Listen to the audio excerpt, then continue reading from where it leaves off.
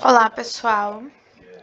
Vou mostrar aqui para vocês como fazer a configuração do fluxo de chatbot utilizando a integração com o Asas. Então, aqui a gente tem o fluxo simples, certo? Um fluxo que não é um fluxo de atendimento, então aqui as configurações estão assim, né? Botei o nome do fluxo, não marquei fluxo de atendimento porque ele vai ser um fluxo de chatbot e não coloquei palavra-chave. Certo? Aí eu salvei, né? E aqui a gente vai editar esse fluxo. Aqui dentro do fluxo a gente tem algumas etapas. Aqui na primeira etapa de boas-vindas a gente tem uma lista, certo? Essa lista ela tem duas opções para ir para o setor comercial e para o setor financeiro. Quando eu chego aqui, essa parte da lista, né, eu já expliquei em outro vídeo, né, como fazer um fluxo de chatbot simples, mas você vai adicionar uma lista aqui nesse segundo botãozinho que tem enviar mensagem, botão barra lista, né? E você vai colocar as opções aqui, né? Adicionando opções das opções que você quer que o usuário escolha, né? Aqui em condições, você vai colocar a resposta esperada, né? Então, você vai clicar aqui em nova condição, vai colocar se respostas e vai colocar a resposta esperada, nesse caso a resposta 1, porque eu estou utilizando aqui uma conexão que não é oficial, então é uma conexão WA e não uma conexão ABA. Se fosse conexão ABA, ao invés de colocar essa opção 1, eu ia colocar o texto que está aqui dentro, ou seja, setor comercial. Eu iria pegar essa informação e colocar ela aqui, certo? E dar Enter para poder registrar ela. Se eu colocar essa informação e não der Enter, ela não fica registrada, certo? Quando eu sair, ela apaga. Por exemplo, vou digitar 2. Se eu sair, ela vai apagar, certo? Então, você tem que digitar e apertar o Enter. Caso fosse uma conexão WABA, né? Uma conexão oficial do WhatsApp. Então, aqui, como eu estou utilizando a conexão web, eu vou utilizar apenas os números, né, da lista. Então, aqui vai ser a primeira lista, a primeira opção, né, a opção 1. Aí eu vou ter aqui o departamento comercial e vou ter aqui a opção 2, né, para a etapa financeira. Então, se o cliente responder financeiro, né, eu vou vir aqui para o financeiro. Se ele responder comercial, eu vou já mandar para o departamento comercial. Feito isso, a gente vem aqui para a etapa de financeiro. Aqui no financeiro a gente tem uma outra lista, onde a gente trata com a variável nome, né, para poder se referenciar ao nome do cliente que está salvo no contato. Então, a gente usa dessa forma. Aqui a gente tem uma segunda lista, né, para o cliente dizer o que ele quer tratar, né, com o financeiro. Então, tem aqui a opção minhas faturas e atendimento. Se ele for para minhas faturas, né, eu vou mandar para a etapa ID cliente. Então, se ele responder 1, eu vou para a etapa ID cliente. Se ele responder 2, eu vou para a etapa, vou para o departamento financeiro, que é onde o cliente vai falar diretamente com o atendente que está ali no departamento financeiro. Feito isso, a gente tem aqui a opção do ID do cliente, que é a próxima etapa, caso ele escolha, né, minhas faturas. E a primeira interação aqui pedindo o CPF ou o CNPJ do cliente. Essa interação a gente vai colocar aqui qualquer resposta na condição, né? Sempre para adicionar a condição, a gente vem aqui em nova condição. E aqui a gente tem a condição do cliente para qualquer resposta. Quando ele digitar qualquer resposta aqui, que vai ser o CPF que o cliente vai digitar, a gente vai guardar essa resposta no campo CPF cliente. Diana, mas por que você está adicionando nesse campo aqui de guardar a resposta na variável? Por que você está guardando aqui e não no campo customizado? Se eu guardasse no campo customizado, eu só conseguiria utilizar essa informação na outra etapa, certo? E aí eu não conseguiria fazer uma requisição via integração via API, certo? Então, aqui a gente utiliza essa variável temporária, chamada CPF cliente, lembrando que essa variável tem que ser diferente do nome do campo customizado, certo? Para não confundir. E aí a gente guarda essa variável temporária para poder acessar na API, usar essa variável, né? Os dados que o cliente já digitou. Então, eu salvei aqui no campo customizado também, CPF, CNPJ, para que ele fique registrado, né? no campo customizado do cliente para sempre, porque essa variável aqui de cima, ela é temporária, e essa daqui vai ficar registrada até que o usuário, o administrador, apague essa informação, né? Então, aqui eu vou salvar essas informações e vou chamar aqui a API. Clicando aqui para editar a API, né, a gente vai ter aqui uma URL. Onde está essa URL, né? Porque onde eu achei essa URL, que a gente chama de endpoint, né? A gente utiliza essa palavra endpoint para dizer que a gente está utilizando uma URL da API. Então, aqui a gente está utilizando o método get, né? Porque é um método que a gente vai pegar a informação da API, então é get. Mas como que eu sei que é get, né? Porque eu vim aqui na documentação e aqui tem listar clientes. Quando eu venho aqui em listar clientes, eu tenho aqui o método get. Então, esse é o método que a gente vai utilizar. Feito isso, a gente informa aqui na documentação do ASAS o CPF do cliente e o token. Onde que eu encontro esse token? Lá no nosso ASAS, a gente tem aqui uma opção de integração. Então, se a gente vier aqui, deixa eu ver se eu consigo sem... É porque o negocinho de gravar tá bem em cima aqui. A gente tem aqui integrações. Pronto. Aqui em integrações, a gente vem para essa tela.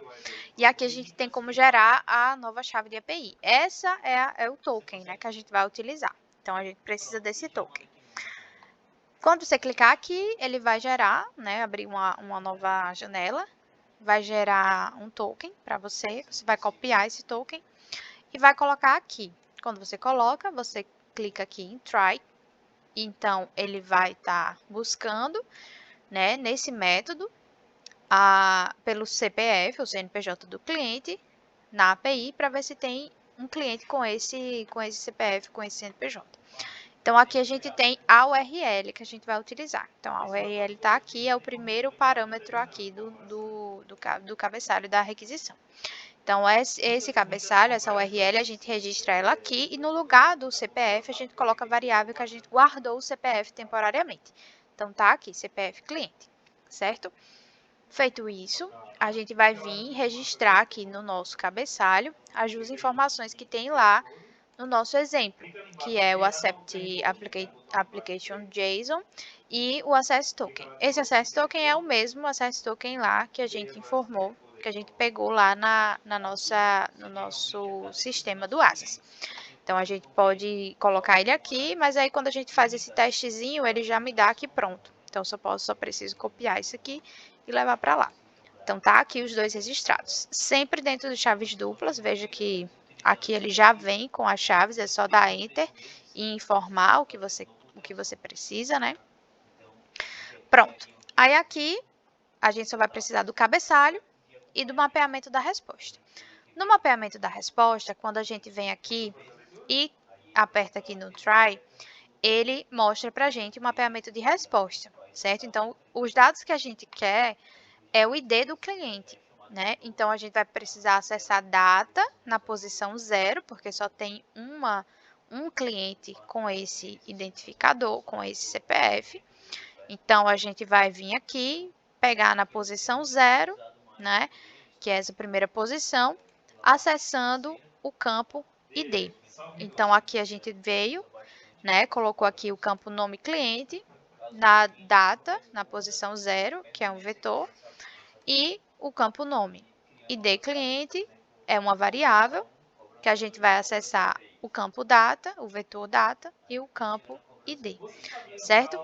Essas variáveis, nome cliente e ID cliente, são variáveis que eu criei. Então, você pode dar qualquer nome para ela. Então, aqui poderia ser somente nome e aqui poderia ser somente ID. Mas é interessante que você coloque aqui uma variável que não é uma variável nativa da plataforma. Então, por exemplo, somente nome não poderia ser uma variável que você utilizaria aqui para guardar um dado, porque vai dar conflito com a variável que tem já na plataforma, que também se chama nome. Então, por isso que a gente coloca nome cliente, que é para diferenciar a variável da plataforma com a variável que a gente criou aqui na nossa integração, certo? na nossa integração com a API aqui pelo chatbot.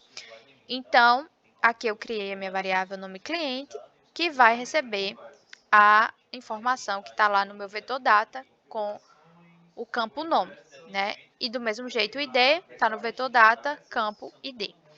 Ok, feito isso, eu coloco aqui uma mensagem para caso dê falha, né? Ou seja, ele não encontrar um cliente com esse CPF ou CNPJ, ele vai mostrar essa mensagem aqui para o cliente.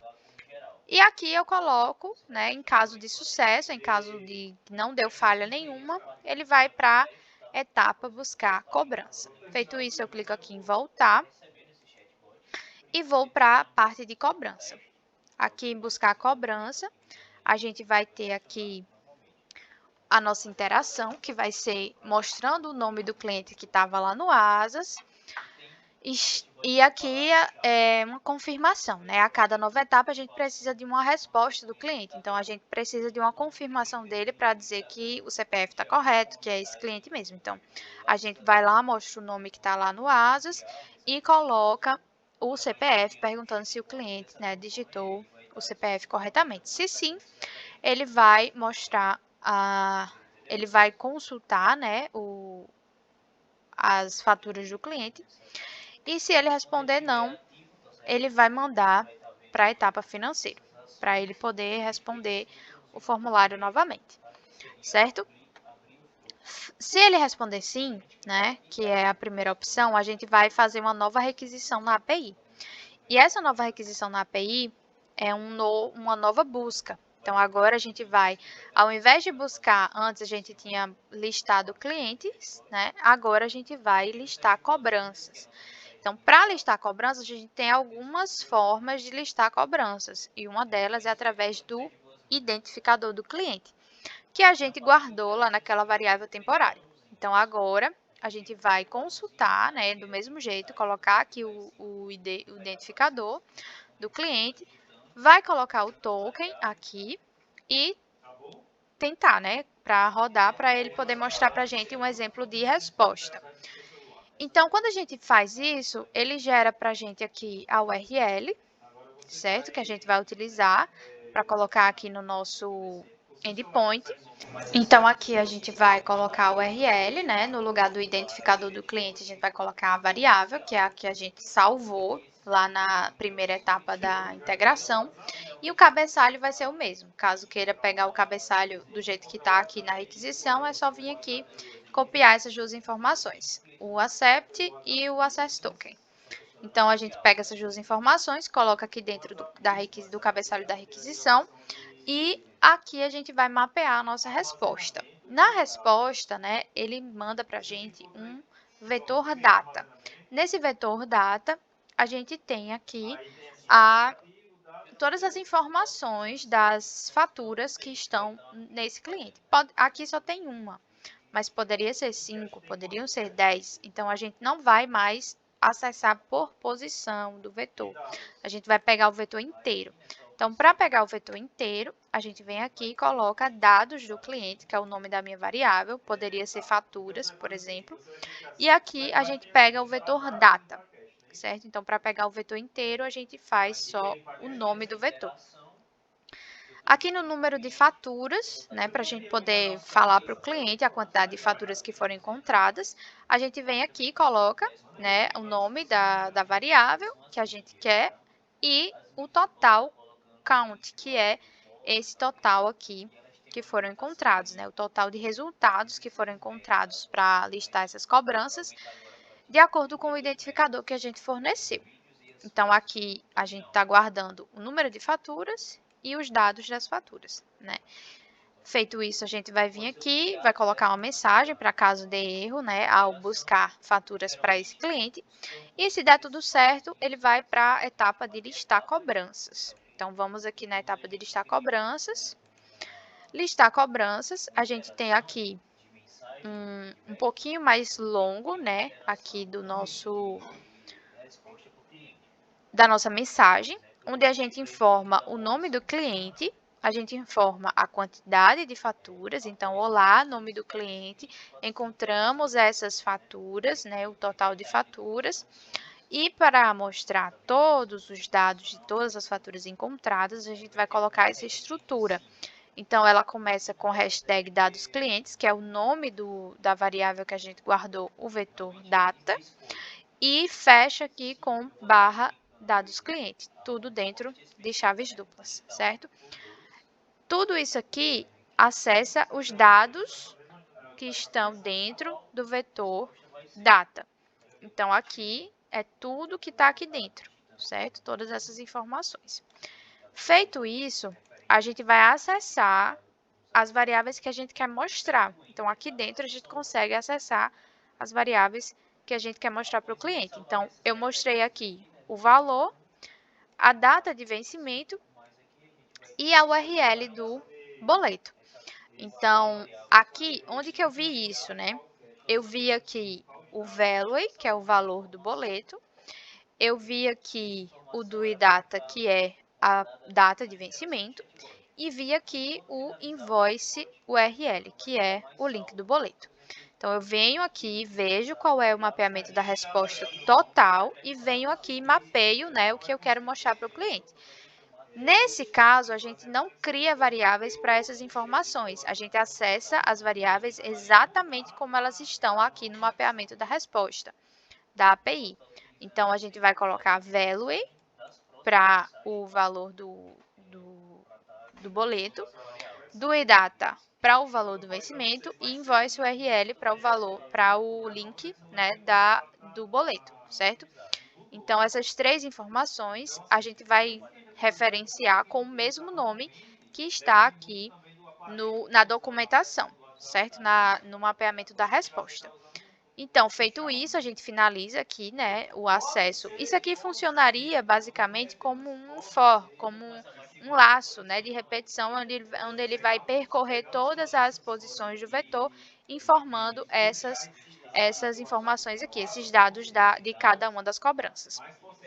Então, agora a gente vem aqui e mostra para o cliente, dizendo, clique no link para acessar a sua fatura. Então, o cliente vai receber o link e ele vai saber que ele precisa clicar no link para poder ver a fatura. E aqui a gente tem uma outra lista que tem as opções, né, de perguntar se vai ajudar em alguma coisa a mais. Caso sim, volta para o menu principal, que é o boas-vindas. Caso não, encerra o atendimento. E aí tem as condições aqui para voltar para o menu de boas-vindas e para encerrar o atendimento. Além disso, né, a gente tem aqui as configurações do nosso chatbot, onde a gente coloca uma mensagem para quando ele for transferido para a fila de atendimento. Para quando ele não entender a resposta, ou seja, se o cliente digitar algo diferente de 1 ou 2, né, porque em quase todos os fluxos a gente tem opções para serem informadas, e se o cliente digitar uma opção que não foi esperada, né, ele vai dizer essa mensagem, que é desculpe, não entendi sua resposta. E aí a gente tem aqui o tempo de ausência, né? Ele vai esperar 10 minutos após a ausência da mensagem. Caso o cliente passe 10 minutos sem responder, ele vai transferir para o comercial. E aí eu coloquei o comercial como um departamento padrão aqui para ele poder mandar tudo para o comercial, caso dê errado, né? Caso o cliente não responda, caso ele dê mais de 3 tentativas no bot, ele vai para o comercial. E autodistribuição, não quero autodistribuição, então marquei aqui não. Coloquei a palavra sair, porque em qualquer momento do chatbot, se ele digitar sair, ele vai encerrar o atendimento. Feito isso, a gente salva e vamos fazer o teste. Pronto, agora já mandou o fluxo para mim, vou responder aqui, dois financeiro. Aí vou responder faturas. Aí eu vou só ver aqui o CPF que eu estou utilizando aqui como exemplo. Então, 742 452 244 28. Informei aqui o CPF, aí ele me deu aqui dizendo que, perguntando se está correto, né? Então, o que que acontece? Nesse caso, ele já fez a requisição, já encontrou o cliente com esse CPF e mandou essa mensagem só para confirmar. Aí eu vou dizer um sim e ele vai me passar aqui os dados da fatura que foi encontrada, né? E vai me mandar o menu dizendo se eu quero continuar, voltar para o menu principal ou encerrar o atendimento. Então, veja que aqui ele percorreu as informações, né? E mostrou aqui o valor da fatura encontrada para esse cliente com esse CPF. Então, está funcionando bonitinho. A gente vai digitar 2 aqui para encerrar e ele vai fechar o atendimento para a gente, certo? Então, é isso que eu queria mostrar para vocês hoje. Depois eu vou fazer outro vídeo mostrando como fazer via webhook.